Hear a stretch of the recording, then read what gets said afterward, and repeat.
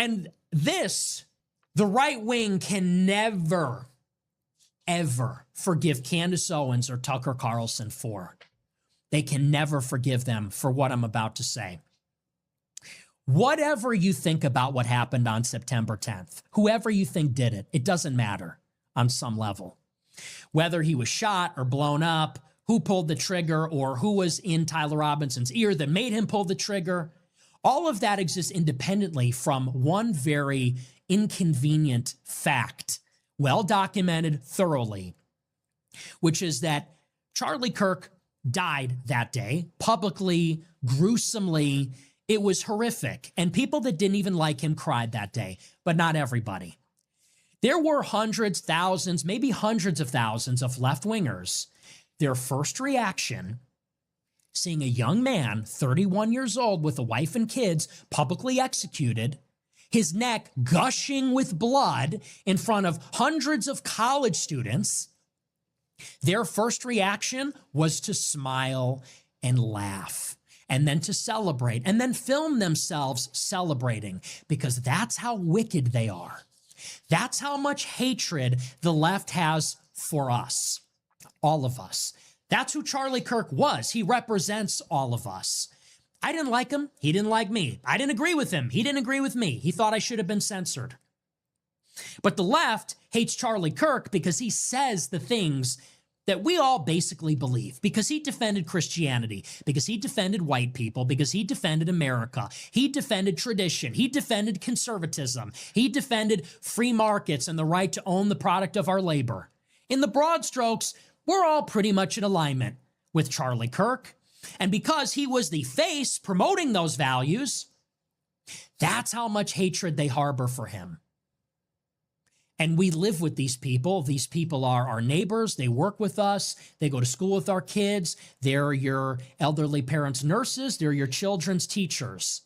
Their first reaction to seeing an innocent man shot in the neck, blood gushing from his neck in front of kids who came and brought the shirt and the hat just to see him and see him defend Christianity in America, their gut reaction, instinctual reaction, was glee.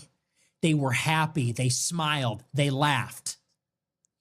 And those people are the sole beneficiaries of the conspiracy.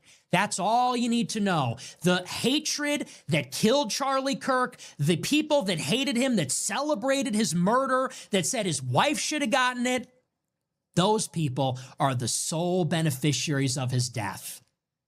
Of the conspiracy that has discredited his organization, the conspiracy that divided the right, that got them off the hook. Those smiles should have been turned into frowns very quickly by the Trump government. What else is the Trump government there to do? Why else do we have it? Why else were we a part of this movement other than that? Where there were smiles and grinning and laughing, there should have been crying and the gnashing of teeth from those wicked people. The government should have absolutely crushed those people, deservedly so, because it's happening all the time. And we see it in our society. It's when the healthcare CEO got shot and famous people were celebrating. A father and a husband get murdered by a coward shooting him in the back of the head because they said, well, healthcare's too expensive. So we're murderers now? So we support murder? That's okay now? An innocent man with a wife and kids, and not like that matters. He'd be innocent if he didn't have that. But an innocent man standing outside his hotel, shot in the back of the head by a coward. People celebrate because, healthcare's too expensive. Charlie Kirk shot in the neck, blood gushing, people smiling and celebrating. Why? Because he voted for Trump? Because he supports Trump? Because he wants a meritocracy instead of equity? Those people should have been annihilated. They should have been prevented from ever holding power again. That's what should have happened. And there's an alternate timeline, by the way, where Candace Owens doesn't exist and Tucker Carlson doesn't exist. And a week after Charlie Kirk is assassinated, we round up Antifa, we round up the DSA, we round up the far left agitators and activists and foot soldiers and donors, and we make it so that they are never able to hold power over us ever again. There's an alternate timeline where that happens. And by the way, there's a ripple effect. Think about the timeline. Charlie Kirk killed on September 10th. A few months later, we discover the fraud in Somalia, about the $8 billion these Somalis are stealing from us. We uncover the extent of this. We send Customs and Border Patrol and ICE into the city to clean it up. Who shut it down? When ICE came to Minneapolis to prevent these foreigners from stealing from us, and this is in the New York Times, they said Somalians stole $9 billion from Minnesota taxpayers. And when the Minnesota Attorney General found out about it, the Somalian community said, if you try to press charges, we will accuse you of racism.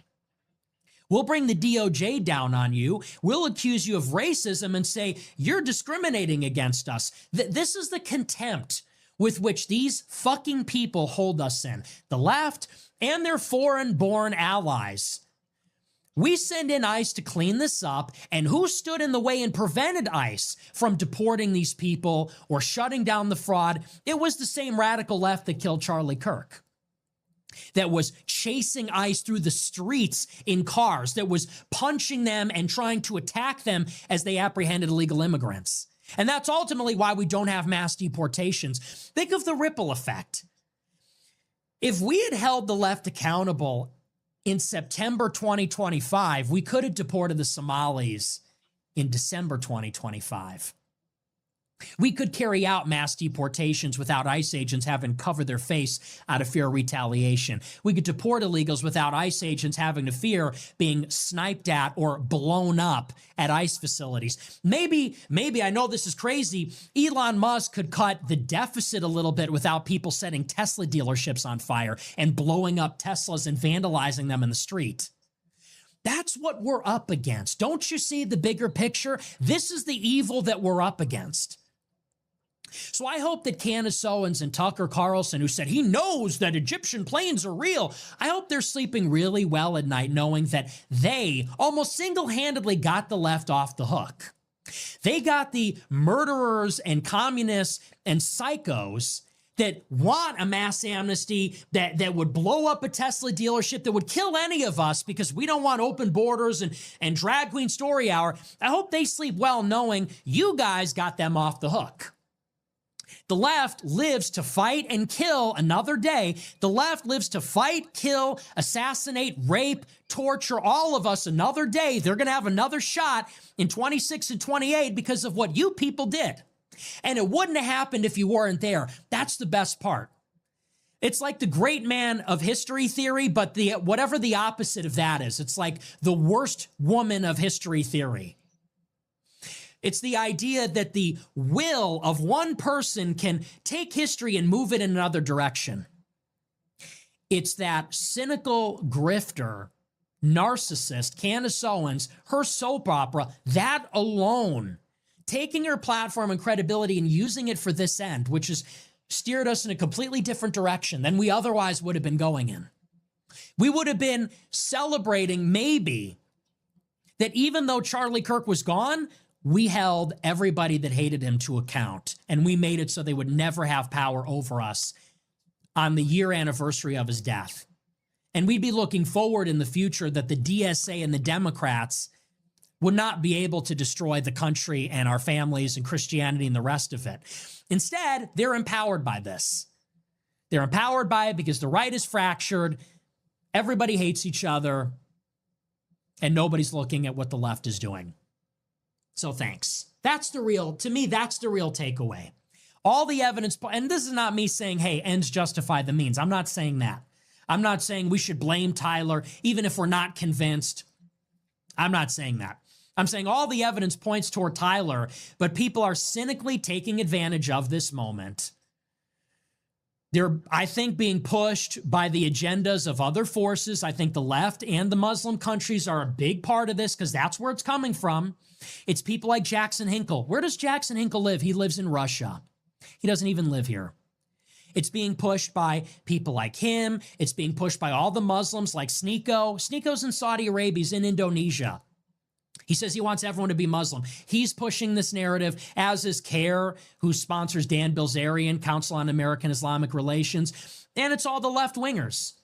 It's all the left-wingers like Hassan Piker that are pushing this because that's what's going to get them off. That's what's going to get Tyler Robinson and Antifa off from being held accountable. And it's going to drive America in the only direction they care about, which is make us dislike Israel, and we don't really care about anything else. So it's just like everything else. It's another one of the greatest missed opportunities in the history of the world. Think about where we are in Trump 2.0. Charlie Kirk is dead. Andrew Tate is in jail. Alex Jones is bankrupt. Mark Levin and Laura Loomer are the sainted heroes of MAGA right now. We're in a war with Iran, no mass deportations. And you got people smirking and celebrating because a black woman was sassy to a white man. Because some ignorant, illiterate, obnoxious black woman said, I'm speaking to a white guy. It's a joke. So I just hope the right wing gets serious. This is what I've been saying all year. I said this from the beginning of the year, which is that we need to win. We need to win as nationalists. We need to win as the right, not as Muslims, not as the left and these communists. Fuck them. We have to win as the right wing, and we have to recognize that the left is real. They want us dead. That's who killed Charlie Kirk. That was celebrating. Those are the people that were celebrating when he died. And these are the people that are about to accede to power if we don't get our act together. I know I'm in favor of Democrats getting in 26 because I think we got to hurt Vance a little bit. I don't think Vance can win in 28, and I think he's got his own problems. But it's all going to come down to 28. Either in 28, we're going to get a nationalist Republican to win the primary, win the general, and save us. I think, however, more likely than not, all this bullshit, all this nonsense is going to propel a Democrat in, and it's going to be buyer's remorse. Some progressive Democrat's going to get in, and it's going to be brutal. And it's going to be another 8 years of darkness. And hopefully that accelerates us to a point that would be the real Hail Mary where we get something even more radical at the end of the next super cycle. That's where things stand right now. That's where I see. So yeah, I mean, it's crazy to think that we're approaching 1 year since Charlie Kirk's assassination. I mean, time flies, man. Time really flies. But these people on the left, they do not care about us. They want us dead. That is, you see it. You see it the way they are online. You see them out in public, the things that they say. When Charlie Kirk was assassinated, it was one big party. It was one big celebration. Trump, when he was almost killed, assassinated, not once, but twice, they celebrate that as well. I mean, there was some celebrities saying, oh man, how did you miss that shot? What a terrible shot. Don't miss the next one. I mean, these people do not care about you. They do not care about this country. These people are radicals. That's what they are. They are radicals. And they hate this country. They truly hate this country. And if a Democrat gets in, especially a progressive, we're going to be in big trouble, man. We're going to be in big trouble.